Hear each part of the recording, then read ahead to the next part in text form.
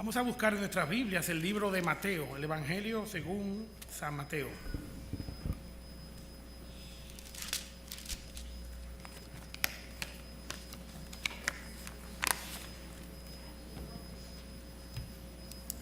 San Mateo capítulo 2.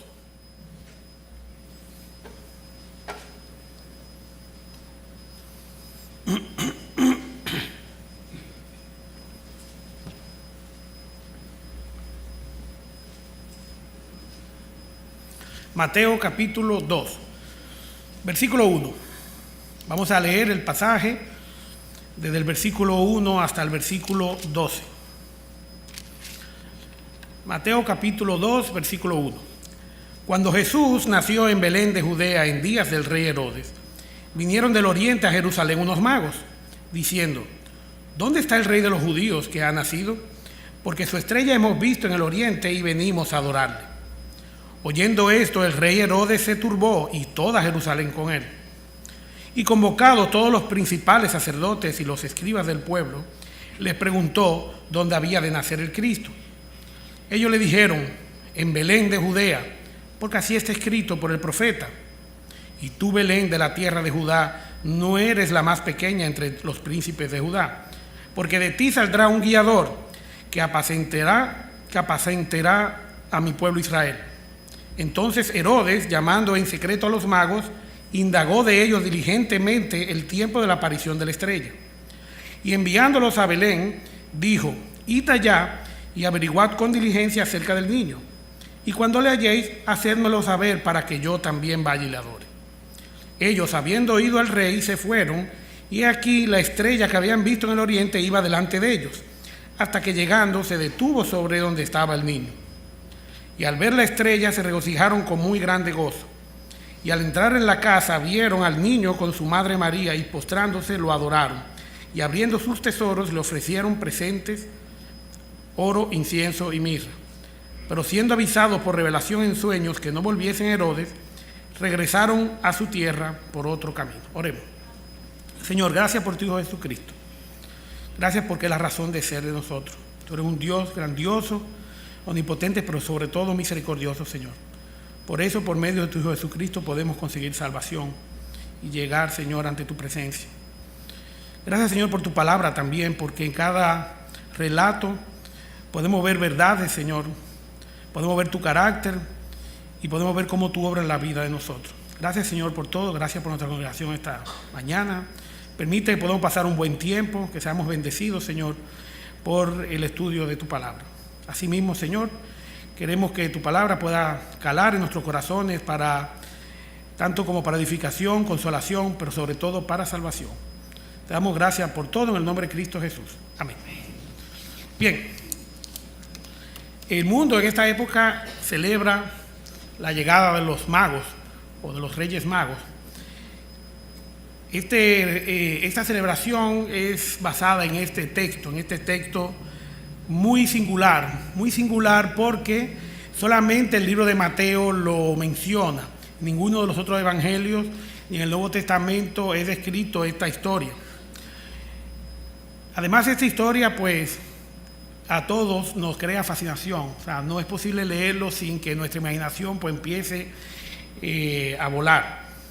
La pregunta es: ¿por qué solo el Evangelio de Mateo menciona este pasaje, esta historia?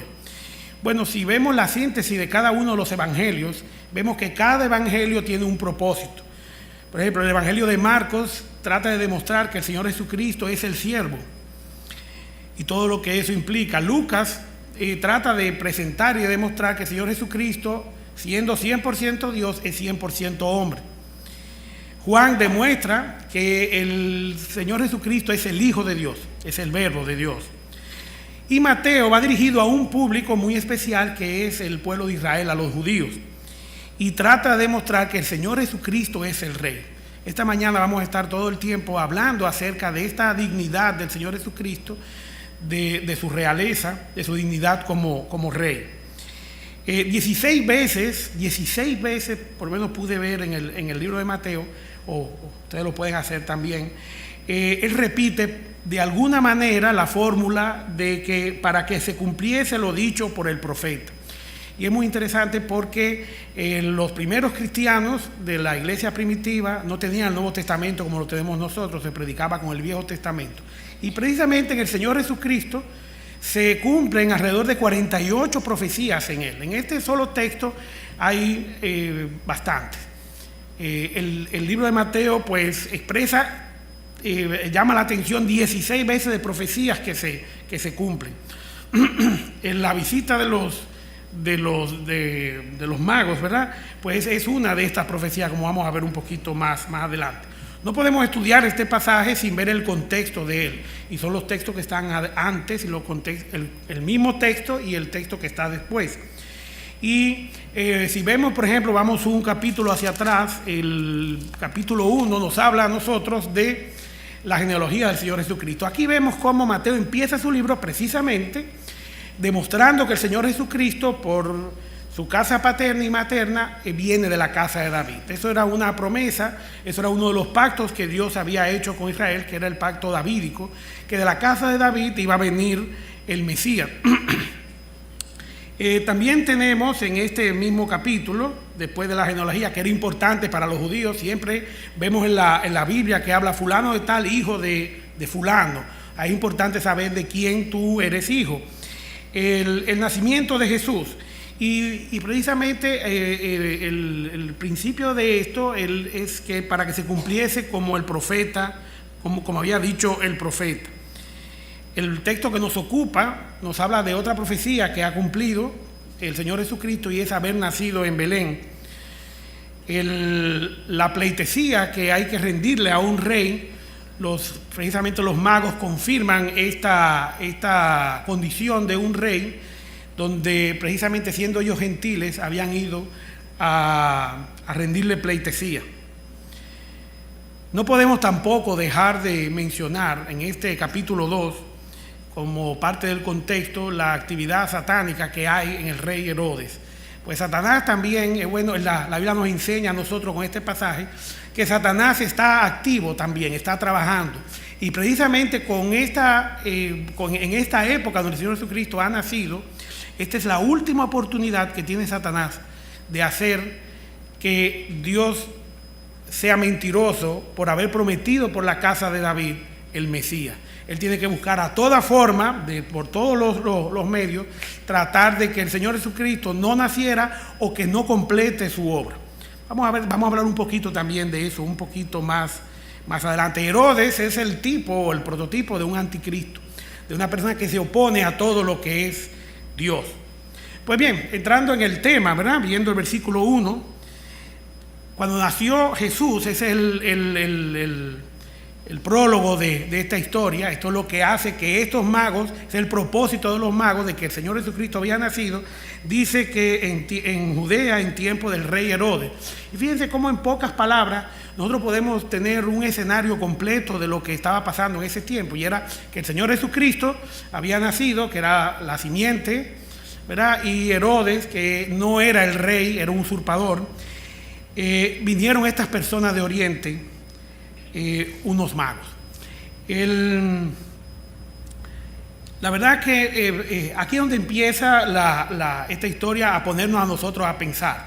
Dice que del Oriente, y siempre en los textos antiguos, cuando se habla de que alguien venía del Oriente, dice que venía de lejos, muy de lejos. Y estas personas, según este versículo, venían con poca información. Sencillamente vinieron unas personas desde el Oriente, sabiendo que el rey, que el Señor Jesucristo había nacido. Cuenta una historia de el tirano Trujillo mandó a uno de sus franqueadores a que con poca información hacer una diligencia muy singular. Digo, mire, váyase a Barahona y busque a un tal Pedrito. No le dio más instrucciones. El hombre cogió su motor y arrancó para Barahona. Para no cansarle el cuento, el hombre llegó de madrugada, levantó al gobernador y mire, el jefe anda buscando un tal Pedrito.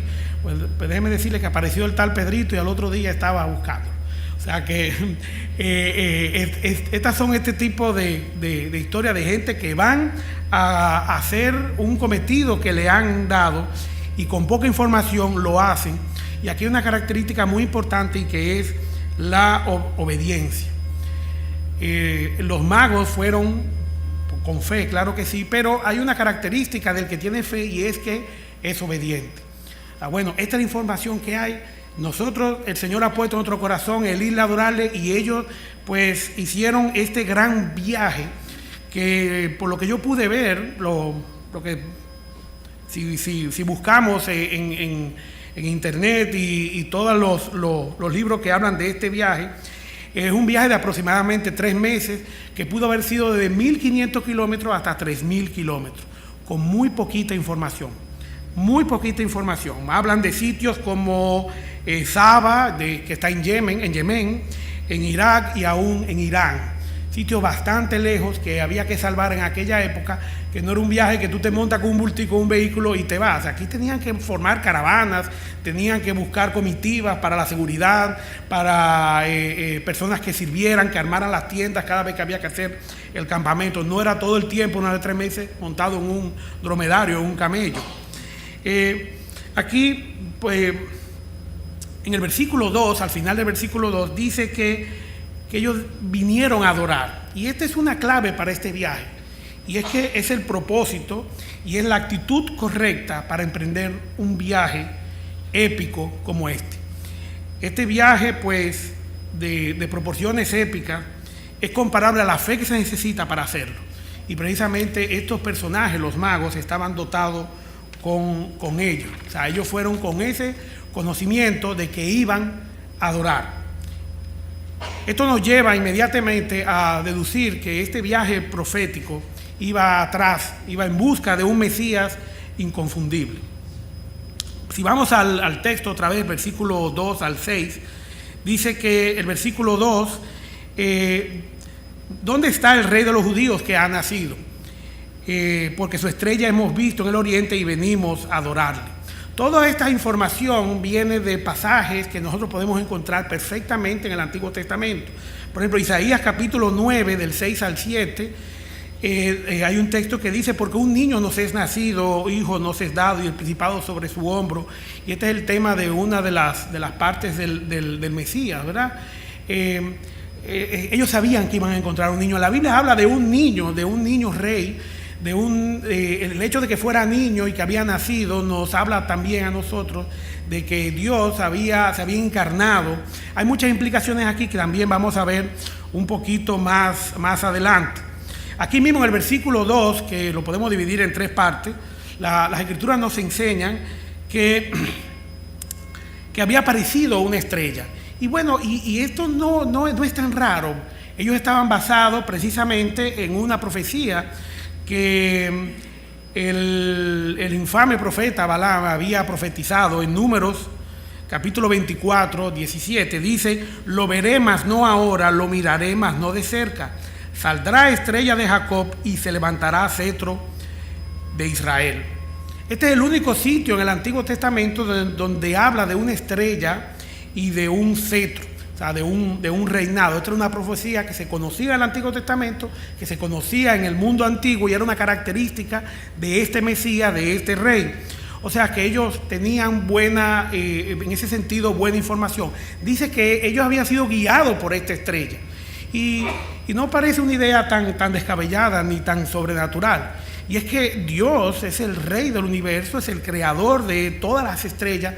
Y me parece que poner una más en el cielo no hubiera sido mucho problema para él. Y eso hizo. Y eso había dicho que él había de hacer, y lo hizo para que estas personas pudieran ser guiadas. Todavía seguimos con el cuestionamiento de que para hacer un viaje así se necesita más que una estrella en el cielo. Para nosotros sería difícil, pero estas personas conocían los cielos. Una característica de los magos, parte de su sabiduría, de lo que eran los estudios de aquella época, era precisamente conocer la astrología y la astronomía y el significado de todo el firmamento, de la colocación de los astros en la bóveda celeste. Ellos sabían que esa estrella no podía estar ahí. Y sabían que se estaba moviendo, y de alguna manera era una señal bien notoria para estas personas. Estaba a la vista. La parte C, la tercera parte de este versículo, el versículo 2, nos habla a nosotros de algo que se repite en la Biblia, que es parte del mensaje de lo que es el reinado del Mesías, y es que los gentiles iban a reconocer la dignidad real del Señor Jesucristo. Dice en Isaías capítulo 60, y este pasaje sí yo quiero que me acompañen, porque lo vamos a estar viendo durante toda esta prédica. Isaías capítulo 60, vamos a buscarlo.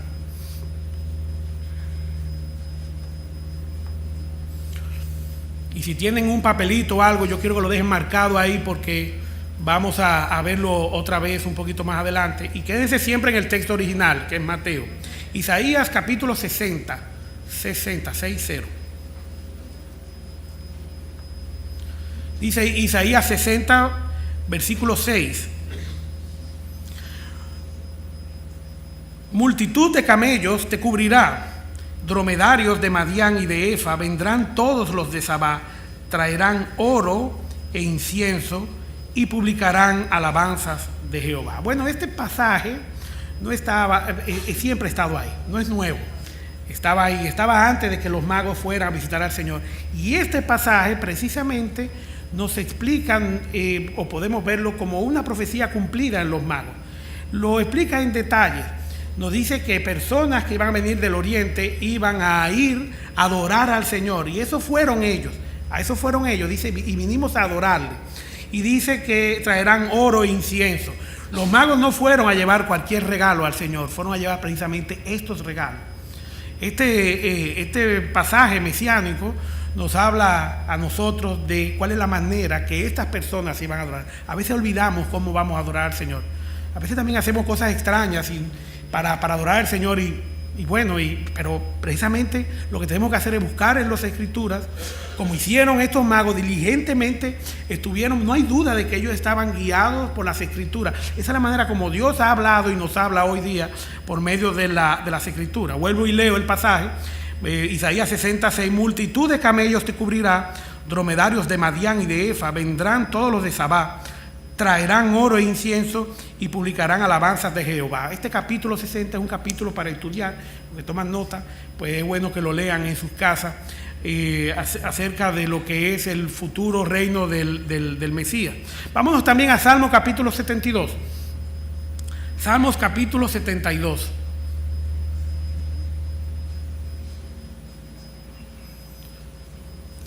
Salmo 72, versículo 10 dice: los reyes de Tarsis y de las costas traerán presentes, los reyes de Sabá y de Seba ofrecerán dones.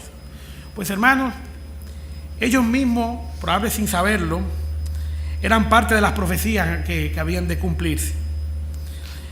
Este pasaje, vuelvo y recuerdo, de la visita de los magos, nos habla a nosotros de la distinción, del reconocimiento, de la distinción, de la dignidad real que tiene el Señor Jesucristo. Podemos ver aquí también, por contraste, que así como estos magos, estos personajes, estos gentiles que estaban reconociendo la dignidad del Señor, pues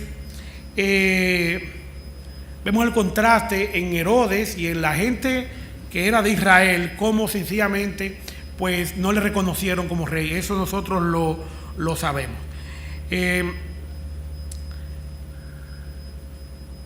Vemos cómo también las personas que no eran dignas, entre comillas, fueron las personas que recibieron a este niño rey que nació en un triste pesebre. Vemos a estos magos que eran gentiles, que no eran dignos. Y vemos también en otros pasajes de los evangelios que fueron unos pastorcitos y eran precisamente la gente más sencilla y más humilde, porque precisamente así es como nosotros, esa es la actitud correcta para nosotros poder adorar y acercarnos al Señor con humildad, no con prepotencia y arrogancia. En el versículo 3, la Escritura nos enseña que el rey Herodes y Jerusalén todas se turbaron, se conmocionaron. Y es que siempre en la venida del Señor, y voy a hacer símiles con la segunda venida del Señor también, hay conmoción cuando el Señor Jesucristo viene. Vemos que una de las conmociones, que era la del universo, vemos una estrella que estaba moviéndose en los cielos. Y si vemos detenidamente, estudiamos detenidamente este pasaje, podemos ver que lo primero es que una persona como Herodes, de lo que Herodes se asustaba, quizás nosotros no moríamos. No era una persona que se iba a turbar con mucha facilidad.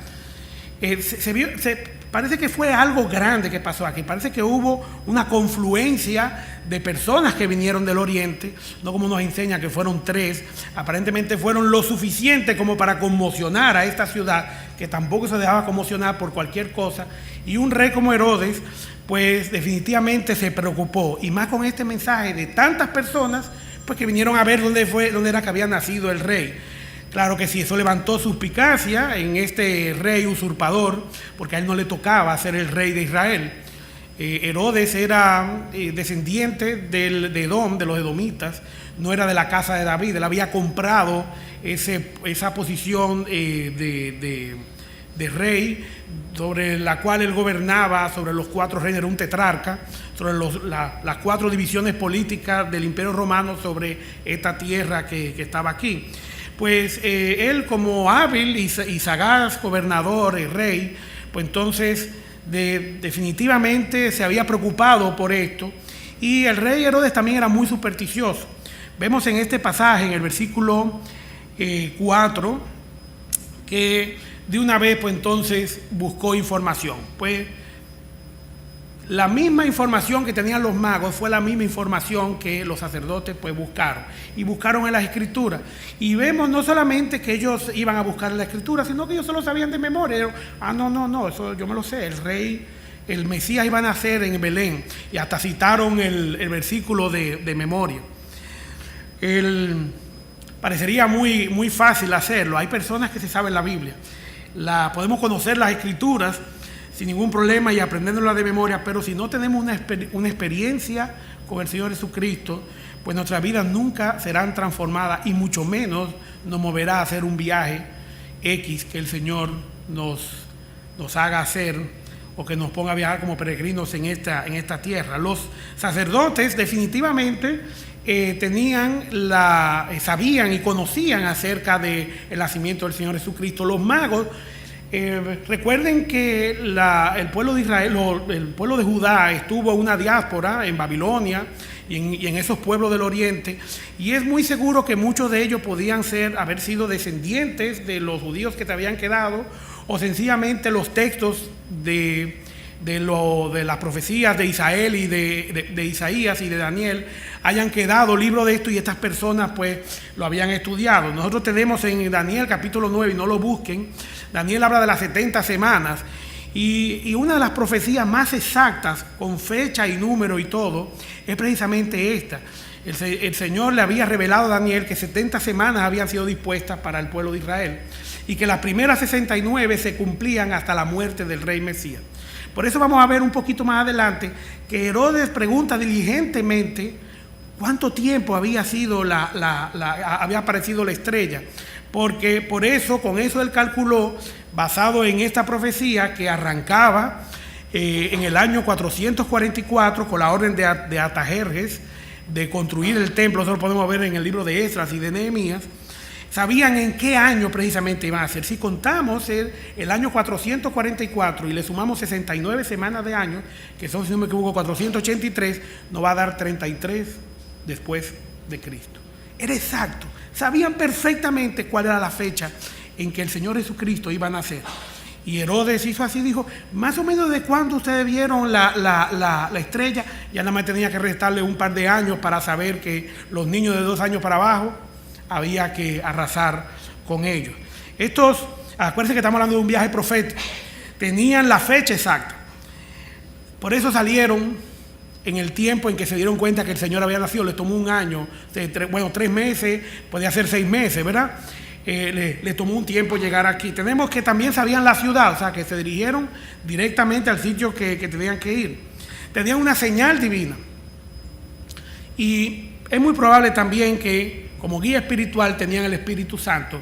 Vemos que al final el Espíritu Santo le había revelado por sueños que tomaran otro camino. O sea que vemos que estas personas estaban bajo la influencia del Espíritu Santo. Vemos un Espíritu Santo activo en todo esto. Vemos también cómo si transponemos esto y vemos que los sacerdotes y los escribas que conocían esto, pues sencillamente a ellos no les importó. Hay gente que no le va a entrar ni los tiros de la ametralladora, que no van a creer ni con todas las señales que le pueden hacer, ni que le salga una constelación de estrellas. no van a creer, porque necesitamos la fe y ser obedientes a esa fe como hicieron estos magos. La otra parte profética en este pasaje es el gentilicio de David, que era la tierra de Belén. Todas estas cosas, pues ya sí tenemos muchas pruebas, ¿verdad que sí?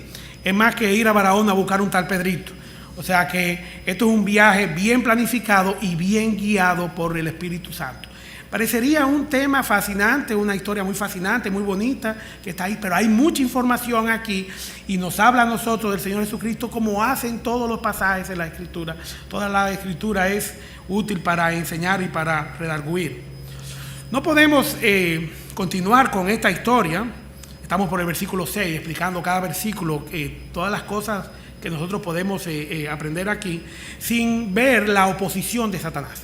Habíamos hablado del anticristo, que es, según Tesalonicenses, habla de que es el que se opone a todo lo que es el culto de Dios. Y precisamente Herodes está entre la lista de los, vamos a decir, de los villanos favoritos, ¿verdad? Pero han habido otros. Por ejemplo, el faraón en tiempo de Moisés había mandado a matar también los niños. Y estas son cosas... Estos son planes de Satanás. Satanás ha estado desde el principio de la creación tratando de cortar la línea davídica. Pero los propósitos de Dios nunca se van a tronchar, ni van a ser tronchados por nadie, y mucho menos por Satanás. Dice el versículo 7 y 8, si lo leemos, dice: entonces Herodes, llamando en secreto a los magos, indagó de ellos diligentemente el tiempo de la aparición de la estrella. ¿Ven? Ya le estaba haciendo sus cálculos para ver en qué época el Señor Jesucristo había nacido, para ir a adorarle, ¿verdad? Negativo, de ninguna manera. Vemos aquí cómo la Biblia presenta a este sagaz y malvado hombre. Dice: bueno, miren, cuando ustedes lleguen me avisan para yo ir también a adorarle. Y era para agarrar al Señor Jesucristo y comérselo como pudiera.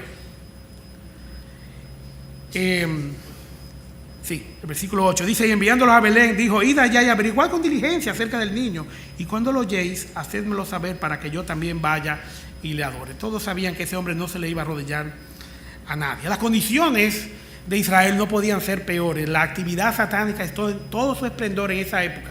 Siempre las parucías del Señor, o manifestaciones o venidas del Señor, están acompañadas de una actividad satánica o un incremento en la actividad satánica. Vemos lo primero, que el pueblo de Israel estaba bajo dominio extranjero. Los religiosos de Israel, el Sanedrín, los escribas, los sacerdotes, que el pecado de ellos hace 500 años atrás era la idolatría. Nada más tenemos que ver los textos de Ezequiel para ver las abominaciones que ellos hacían. Precisamente entonces el pecado de ellos después de la diáspora era la incredulidad. No creían, se habían vuelto legalistas y se habían dedicado solamente a la letra, a lo que la Biblia decía, la palabra, y era cumplirlo, pero cumplir la letra, no cumplir de corazón lo que el Señor había querido. Había una aparente victoria de Satanás porque tenía al pueblo sumido en la ignorancia, en la incredulidad y en la legalidad. Había hecho un trabajo muy bien, había cortado la línea davídica. El rey que estaba era un rey usurpador que no era de la casa de David, precisamente de Edom. Y si sabemos de la historia de los edomitas, de dónde viene, pues entonces nos sorprenderíamos a ver que para ese momento un edomita había tomado la casa, la realeza de David. Estos no son puntos que pueden pasar desapercibidos. Realmente no lo tenemos que prestar atención, porque esa línea no era la que el Señor había bendecido, sino la de Isaac, que era por donde iba a venir la simiente, ¿verdad? Sabemos que Herodes, en el texto siguiente, pues Herodes había mandado a matar los niños.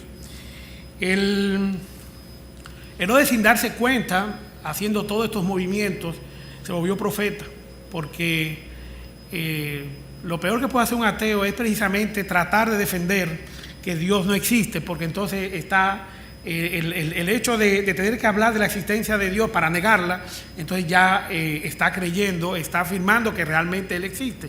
Pues entonces, si Herodes de alguna manera le hizo caso a esto, es porque él sabía que era verdad y estaba profetizando de que el rey de Israel precisamente había nacido. Su diligencia confirmó la dignidad real de Cristo, porque si no lo hubiera visto como un contrario, ¿verdad?, un rival, pues sencillamente lo hubiera dejado por ahí, ¿verdad?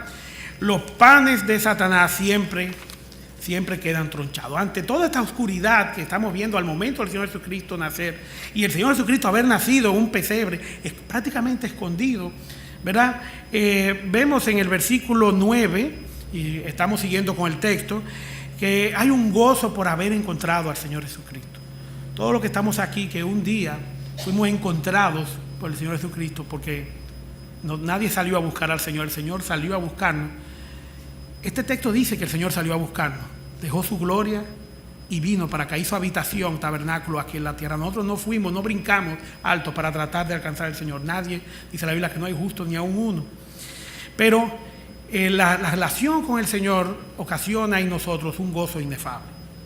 Dice el versículo 9, que ellos habiendo oído al rey, bueno, sí, está bien, vamos a oírlo, y se fueron, y he aquí la estrella que habían visto en el oriente iba delante de ellos, hasta que llegando se detuvo sobre donde estaba el niño. Parece que la estrella en un momento dado se dejó de ver en el cielo y volvió a aparecer otra vez, porque dice el versículo 10 que y al ver la estrella se regocijaron con muy grande gozo. Por eso podemos percibir en este pasaje que el momento de oscuridad o de, bueno, como que ya no había más, apenas había una lucecita allá en el final del túnel, volvió a aparecer la esperanza del Señor. El versículo 9, la parte B, nos dice que se detuvo sobre donde estaba el niño. Para encontrar a Jesús no podemos escuchar fábulas ni seguir hombres. Hoy día, y creo que en todos los tiempos ha ocurrido, siempre hay cantos de sirena.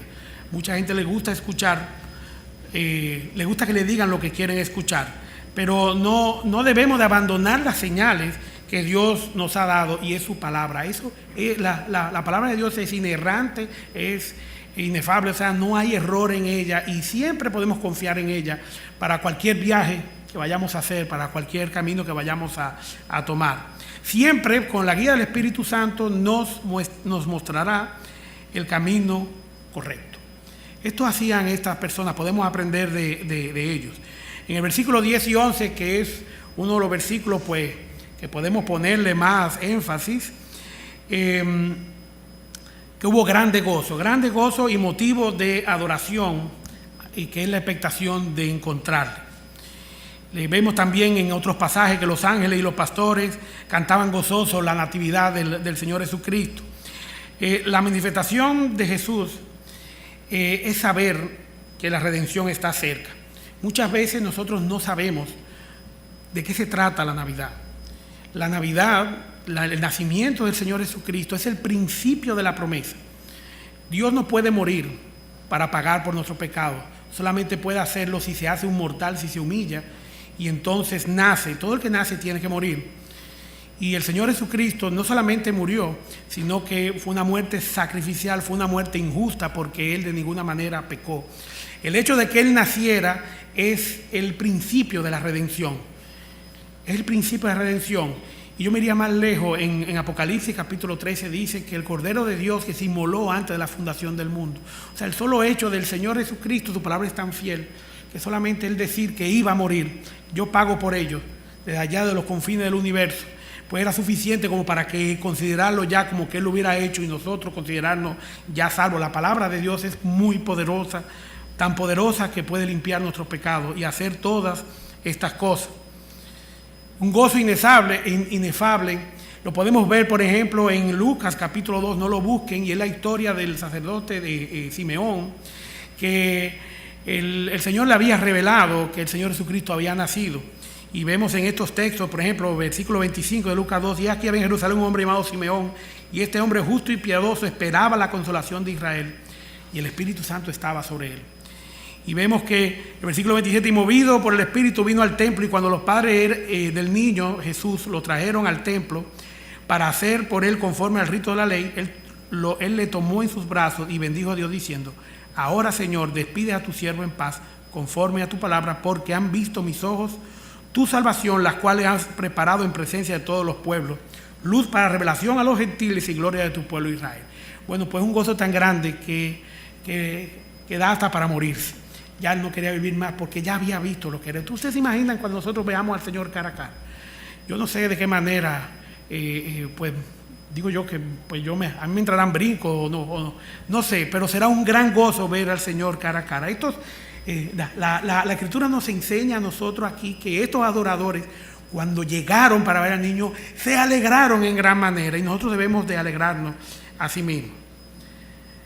No debemos alegrarnos por cualquier cosa, sino por saber que Jesús es el Rey. Recuerden que este pasaje, esta historia, nos confirma a nosotros la dignidad del Señor Jesucristo. Jesús, versículo 11, dice que al entrar en la casa, y pongan atención, vieron al niño con su madre María, y postrándose, lo adoraron.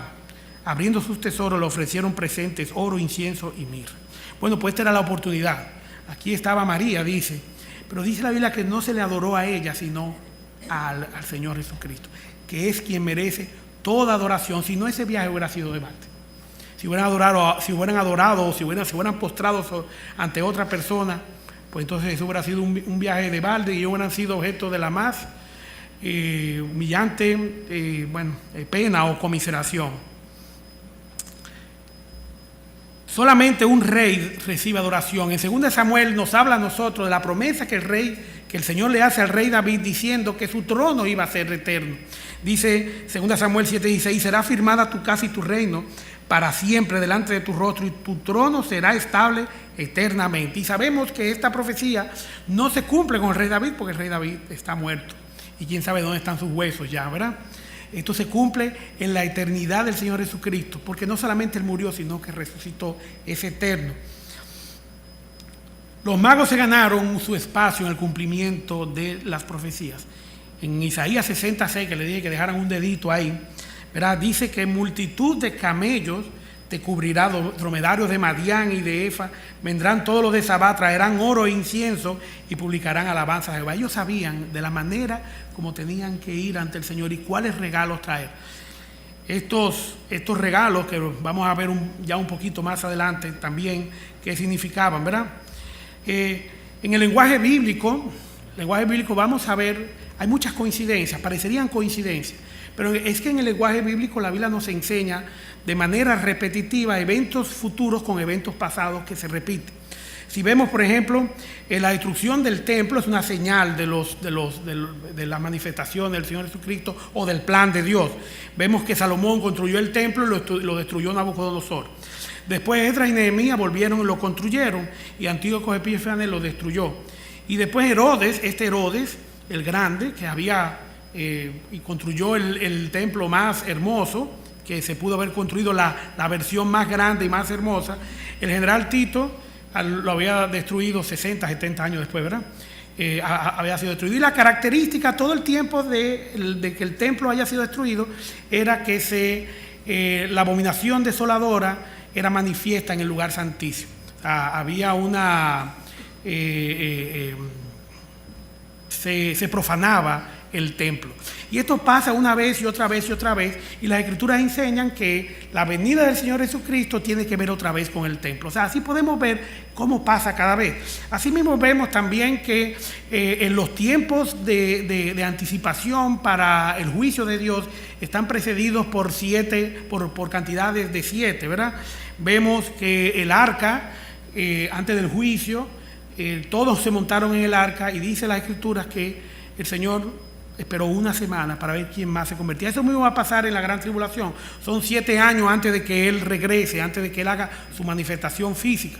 Y todo esto es misericordia, ¿verdad? El Señor también, pues, estaba, las 70 semanas también tienen que ver con el juicio que hay sobre el pecado. Y siempre vemos un carácter, y es que el Señor hace las cosas de la misma forma. Nos habla de su persona y no es cuestión de gusto, sino que Él hace las cosas siempre de la misma forma. La historia de los magos es precisamente este tipo de cosas. Vemos que el rey Salomón precisamente recibió a la reina de Sabá. ¿verdad? Y vinieron los gentiles. Hay una señal en la voluntad sempiterna de Dios de que los gentiles que están en el plan de Dios, porque cuando le prometió a Abraham, le dijo, todas las naciones de la tierra serán benditas en tu nombre. Ahí estamos nosotros ahí incluidos, que no somos judíos, que somos gentiles. Y cuando vemos, por ejemplo, que la reina de Sabá fue Ana de Salomón, que es un prototipo también del Señor Jesucristo, porque es el hijo de David también. Entonces, y los otros reyes que venían gentiles a traerle dones y a rendirle pleitesía, sabemos que no será diferente esta vez la primera venida del Señor, y no será diferente la segunda venida. Tenemos el Salmo 117 que dice, alabad a Jehová, naciones todas, pueblos todos, ¿verdad? Porque ha agradecido su misericordia. Y definitivamente eso no está pasando ahora, porque las naciones no están adorando al Señor, sino que cuando el Señor venga en su reino, pues entonces todas las naciones le adorarán. Él será el único rey. O sea que esta historia de los magos está introducida aquí, y en el lenguaje y en la cultura de los judíos sabían lo que eso significaba, que gentiles hubiesen venido con esa tal adoración, con esa actitud, porque esa es la actitud correcta, vinieron a adorarle. Es como cuando venimos aquí, si no venimos a adorar al Señor, no venimos con la actitud correcta. Nuestro viaje sería de balde. Por eso el Salmo 72, 10 e Isaías 60 son, si estudiamos estos textos, precisamente estos textos apuntan directamente a la segunda venida del Señor, a su reino milenial. Pero se cumplen también en la primera venida, porque es el mismo carácter y es de la misma forma que el Señor lo hace. Parecería que esta simple historia pues es una cosa que se puso ahí porque es bonita. Y es que Mateo, guiado por el Espíritu Santo, no quiso dejar ni un detalle que el Señor no haya cumplido, que no se cumpliera en el Señor. Y esta era una de ellas. Los gentiles iban a darle su adoración. ¿Qué tiene que ver con nosotros esta historia? Si vemos, bueno, ¿y cómo aplicamos esta historia hoy día? Bueno, pues los tiempos están cerca. El Señor Jesucristo asimismo vendrá. Y si tomamos en cuenta que estos textos son mesiánicos, pero del reino milenial, no podemos ver al Señor Jesucristo en un pesebre, ni en un burrito sabanero, ni con una corona de espinas, ni un rey que no tenía dónde posar su cabeza. Isaías 66, si lo vemos con detenimiento, y quiero que por favor en lo que voy comentando esto lo tengan ahí, lo vean conmigo, dice que multitud de camellos, vuelvo y leo, te cubrirá, dromedarios de Madián y de Efa, vendrán todos los de Sabá, traerán oro e incienso y mirra. No dice que traen mirra. Se le olvidó la mirra a estos gentiles, a estos que vienen montados en camellos. No, el oro significa la dignidad real. A los reyes se le da dones, se le rinde pleitesía con oro. El incienso nos habla a nosotros del carácter divino del Señor, olor fragante. El incienso se prendía para que el olor pues llegara a los cielos, ¿verdad? Ahora la mirra nos habla a nosotros en esta primera venida, por eso trajeron mirra, de la humanidad del Señor. La mirra era lo que se usaba para preparar los cuerpos de los muertos. Esta vez, en el pasaje de Isaías 60, no habla de la mirra, porque en la segunda venida del Señor Jesucristo, el Señor Jesucristo no está ligado al pecado, no está ligado a la muerte. No viene en un burro, sino que viene en un caballo. Los reyes de la antigüedad, porque el Señor Jesucristo, recordemos que es un rey. Es el rey de reyes y señor de señores. Cuando los reyes se montaban en un caballo, iban en son de guerra. Cuando iban en un burrito, iban en son de paz. Por eso el Señor, pues, iba en un burrito, porque vino en son de paz, vino a salvarnos, Pero esa obra que Él hizo en la cruz de morir por nosotros, del justo morir por los injustos, es lo que precisamente en Apocalipsis dice, que es el que es digno para abrir el libro, para juzgar a todos nosotros. El Señor Jesucristo, en su venida, su segunda venida, que es tiempo de retribución. Atención. No es solamente adorar al Señor, sino es adorarle por lo que hizo, porque es nuestro Salvador. Viene un caballo. Sus ojos, dice en Apocalipsis 19, que serán como de fuego, ¿verdad? Su cara como sol. Y nos habla de su mirada escrutinadora, que es el juicio que va a haber en sus ojos. En su cabeza muchas diademas, no una corona de espinas. Estará vestido con ropa teñida en sangre. Su nombre revelado, que es el Verbo de Dios, dice que viene con un ejército celestial. Qué diferente, ¿verdad? A su primera venida. De su boca sale una espada aguda, que es su palabra, para herir con ella a las naciones. Su régimen será con vara de hierro, muy diferente a cuando él vino, que él vino para reconciliar al hombre con Dios. Él derramará el furor y la ira de Dios Todopoderoso. Y llevará, y lo lleva de hecho, el título de Rey de Reyes y Señor de Señores. No habrá que ser un mago para postrarse y adorar. Y perdón, no quiero que me malinterpreten, no digo que un mago de esos que hacen magia, sino de estos magos, de estos sabios. No hay que ser muy sabiondo para que cuando el Señor venga, nosotros actuemos como estos magos. Nosotros debemos, el título de esta prédica es precisamente Dad tributos al Rey. En tu corazón está tiene la disposición para darle los tributos al Rey de Reyes y Señor de Señores. El nacimiento del Señor, su humanización, es lo que hace que se pueda cumplir el plan de salvación de Él.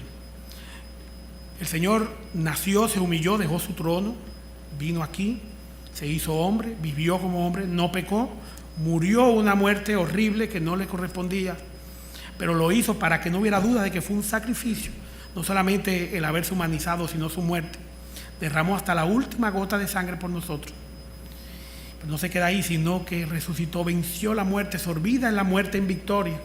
No puede con él. Es el Salvador que a mí me gusta, el que precisamente resuelve el problema que ninguno de nosotros podemos resolver, y es la muerte, que es la paga del pecado. Solo como humano él podía morir, y solo como Dios podía resucitar. Voy a terminar. Romanos 10:9. ¿Cómo dice Romanos 10:9? Que si confesares con tu boca que Jesús es el Señor y creyeres en tu corazón que Dios le levantó de los muertos, serás salvo. O sea, no solamente es confesar que Jesús es el Señor, sino también creer en su obra redentora, en la resurrección de los muertos, que es donde pues Él venció, porque venció como ser humano, como hombre, venció la muerte, que nosotros no lo podemos hacer porque el pecado nos arrastra ahí. Si nosotros no creemos en eso, de ninguna manera nosotros podemos estar frente a Dios. Si vemos esta historia y la transponemos a todo esto, está el tema de la obediencia, está el tema de tener la fe suficiente como para dar un viaje épico como este. Porque cuando nosotros aceptamos a Cristo como Salvador, nuestras vidas cambian. Y el viaje que tenemos que dar es un viaje épico. Viajar a través del mundo como un hijo de Dios es una tarea difícil. No se le van a solucionar los problemas, todo lo contrario, la vida se va a complicar. Pero solamente comparado con la eternidad, esto será un segundo y estar siempre en pleno gozo. Hoy es el día para comenzar la peregrinación. Hoy es el día aceptable y tu viaje debe estar motivado por la adoración en Jesucristo. Hermanos, para concluir, vamos a volver al texto original, que nos queda un versículo. Mateo 2. La conclusión de esta historia y de esta predicación también, porque pretendo concluir ahora mismo porque no hay más nada que agregar. Esta historia está completa, más completa de lo que podemos imaginar. Dice el versículo 12, pero siendo avisados por revelación en sueños que no volviesen a Herodes, regresaron a su tierra por otro camino. Hermanos, amigos, no importa de dónde tú vengas, pero después de un encuentro con Jesús, es imposible seguir por el mismo camino. No hay forma. Hay que cambiar el camino. Te extiendo esa invitación si no conoces al Señor Jesucristo.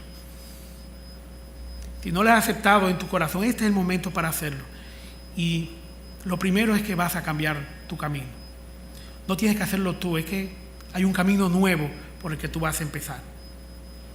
En toda esta historia comienza en Isaías, versículo 1:18, que dice, venid luego, porque esta es la actitud de los adoradores, esto es la actitud de los que reconocen al Señor Jesucristo como el Mesías, como Dios, como el Rey de Reyes y Señor de Señores, que no podemos ir con pecado delante de Él.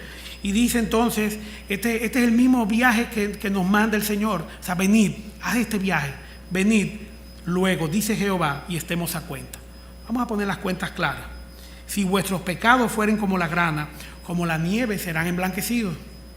Si fueren rojos como el carmesí, vendrán a ser como blanca lana. Esta es la promesa del Señor. A tu viaje, ven con la actitud correcta, ven a adorarle, ven a recibirle como rey, ríndele pleitesía, trae tu oro y trae tu incienso, no tiene que traer la misma. Así que, hermano, he terminado. No hay más nada que decir, este pasaje está completo y espero que haya sido bendición para todos. Vamos a inclinar nuestro rostro, oremos.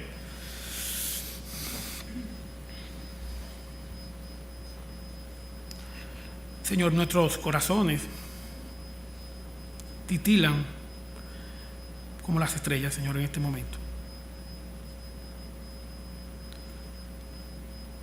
Porque todas tus historias aquí en la Biblia, pues, en las escrituras que hablan de ti, no podemos esconder la emoción que nos da el escucharla, Señor, el estudiarla, el verla. Oh, mi Dios, también son poderosas para salvar. Estamos siempre confiados en ella, Señor. Por eso no nos cansamos de leerla y leerla y reunirnos aquí siempre para ver, Señor, qué tú nos tienes cada vez. Señor, queremos que esta tarde ya la Navidad, Señor, pueda ser posible en los corazones de las personas que no te conocen bajo este techo. Oh, mi Dios, derrama tu misericordia aquí en este momento ahora. No nos dejes ir, Señor, sin estar listos para emprender este viaje. Este viaje, Señor, para adorarte, para recibirte, Señor, como el único y suficiente Salvador. Gracias, Señor, por todo. Gracias, Señor, por la salvación que tenemos en tu Hijo Jesucristo. Esta tarde, Señor, bendice el viaje de nuestro pastor y hermanos Carilis y Tiamari, darlos con bien, Señor. Y permite, Señor, que nos podamos reunir esta noche otra vez para disfrutar precisamente, Señor, de la fiesta de la Santa Cena, donde celebramos el trabajo que hiciste, la obra que hiciste en la cruz. Gracias, Señor, por todo. No tenemos nada que darte, porque tú nos lo has dado todo. Bendice nuestra congregación, mi Dios, grandemente, porque es en el nombre de Cristo Jesús que te lo pedimos. Amén.